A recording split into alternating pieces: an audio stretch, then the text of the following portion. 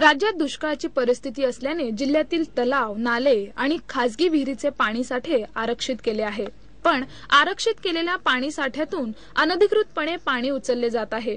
यापुढे असे आढळल्यास संबंधितांवर कडक कारवाई करण्याचे आदेश जिल्हाधिकारी विकास देशमुख यांनी तहसीलदारांना दिले आहेत. राज्यात दुष्काळाची परिस्थिती असल्याने विविध भागात प्रशासनाच्या वतीने पाऊल उचलली जात आहेत. शेतकऱ्यांना कशा प्रकारे पाणी मिळेल याचाही विचार करण्यात येत आहे. पण पुणे जिल्ह्यातील काही तालुक्यांमध्ये भीषण दुष्काळाची परिस्थिती आहे. बारामती, इंदापूर, पुरंदर, आंबेगाव, खेड, जुन्नर आणि भोर या तालुक्यात गंभीर पाणी टंचाई निर्माण झाली आहे.